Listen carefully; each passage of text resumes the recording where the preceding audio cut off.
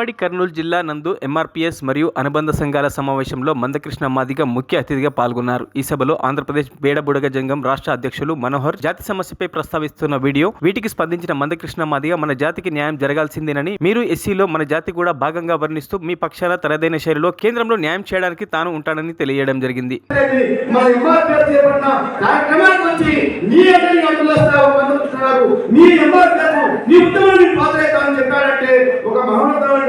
ప్రధానమంత్రి గారు కూడా మందకృష్ణ చేస్తున్న ఉద్యమానికి కారణించి నువ్వు చేసిన 30 పోరాటంలో ఈ రాజకీయ వ్యవస్థ అన్యాయం చేసింది, క్షమాపణ చెప్తున్నా అని చెప్పి సాక్షాత్ ప్రధానమంత్రి గారే చెప్పారంటే మందకృష్ణ యొక్క నాయకత్వం ఏమిటో ఉందో ఒకసారి ఆత్మశైలం చేసుకోవాలని చెప్పి ఇక్కడ వచ్చిన వాళ్ళకి తెలియజేసుకుంటున్నాను. అదేవిధంగా దయచేసి అన్నగారు నా అప్పీల్ ఏంటనగా, అన్న బడుగ సంఘాలు కూడా ఈ ఆంధ్రప్రదేశ్ లో గతంలో మీరు కూడా 2002 ఇదే కర్నూలు కలెక్టర్ ఆఫీస్ ముందర ఉడుములు నక్కల పిల్లలతో మీరు చేసినప్పుడు అయ్యా తెలంగాణలో బడుగ సంఘాలు ఎస్సీగా ఉంది, ఇక్కడ ఎందుకు ఉన్నారు వీళ్ళు చేయాలని చెప్పి నువ్వు ఉద్యమం చేపట్టిన తర్వాతనే అప్పుడున్న అడ్వకేట్ కలెక్టర్ గారు షూటింగ్ కమిటీ వేసి సర్టిఫికేట్ ఇచ్చిన చరిత్ర జరిగింది. అదేవిధంగా ఈ రోజు గౌరవ జేసీ శర్మ గారు తన నివేదికలో ఆంధ్రప్రదేశ్ లో ప్రజలు చెప్పారు. అక్కడ పైన టీడీపీ ప్రభుత్వం వైఎస్ఆర్ ప్రభుత్వం ఇచ్చి కేంద్రానికి నివేదికపోయిందన్నా దయచేసి కేంద్రంలో ఇప్పుడున్న మీకున్న ఆలోచన ప్రకారం మీకున్న ఆ విధానం ప్రకారం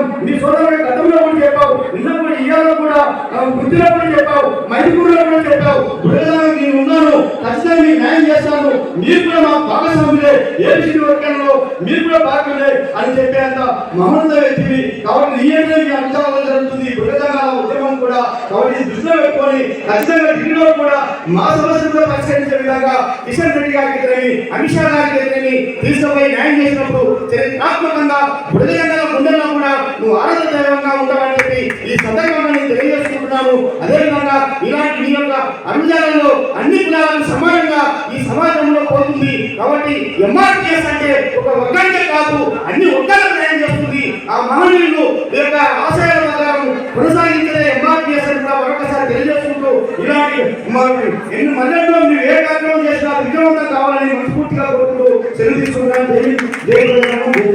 మరిన్ని అప్డేట్స్ కోసం మా ఛానల్ని సబ్స్క్రైబ్ చేయండి.